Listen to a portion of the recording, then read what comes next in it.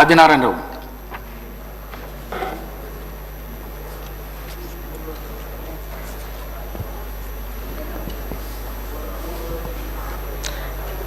ధన్యవాదాలు అధ్యక్ష.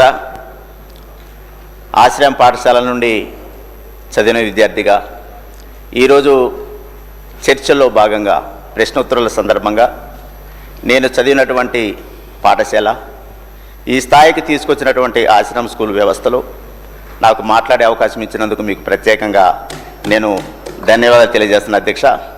చాలా సంతోషం.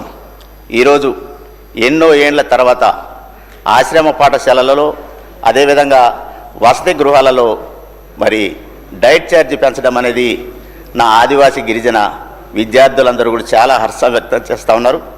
దానిలో భాగంగా మీరు ఒక పర్మిషన్ ఇస్తే ఒక 2 లైన్లు చిన్న పాట పాడాలనుకుంటున్నాను అధ్యక్ష.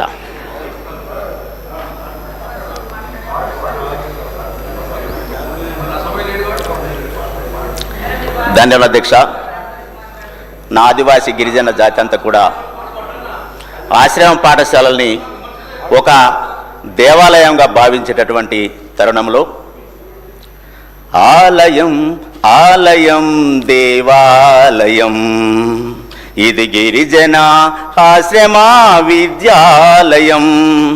ఆలయం ఆలయం దేవాలయం ఇది గిరిజన ఆశ్రమ విద్యాలయం.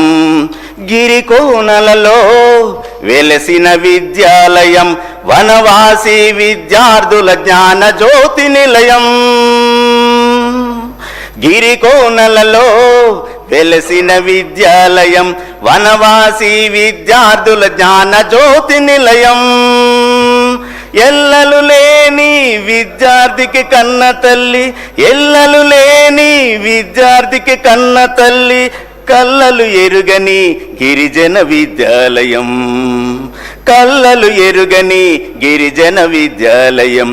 ఆలయం ఆలయం దేవాలయం ఇది గిరిజన ఆశ్రమ విద్యాలయం. ధన్యవాదాలు అధ్యక్ష.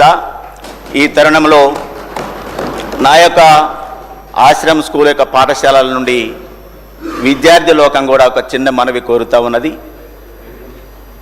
ఏదైతే గురుకులంలో కానీ కస్తూర్బాలో కానీ ఏదైతే ఇంటర్మీడియట్ అప్గ్రేడేషన్ చేయటం జరిగిందో అదేవిధంగా ఎన్నో ఏండ్ల తరబడి ఆశ్రమ స్కూల్ వ్యవస్థ ఏర్పడినప్పటి నుండి కూడా ఈ రోజు వరకు కూడా ఇంటర్మీడియట్ అప్గ్రేడేషన్ కాలేదని కూడా నా ఆదివాసీ గిరిజన ప్రాంత ఆశ్రమ స్కూల్ విద్యార్థులందరూ కోరుతూ ఉన్నారు. సార్, మీ ద్వారా ప్రభుత్వానికి సీఎం గారికి ప్రత్యేకంగా ఆశ్రమ స్కూళ్లను కూడా ఇంటర్మీడియట్ అప్గ్రేడేషన్ చేయవలసిందిగా తమరి ద్వారా నేను విన్నవిస్తున్నాను అధ్యక్ష. ధన్యవాదములు. ఆదే శ్రీనివాస అధ్యక్ష, మాట్లాడే అవకాశం కల్పిస్తే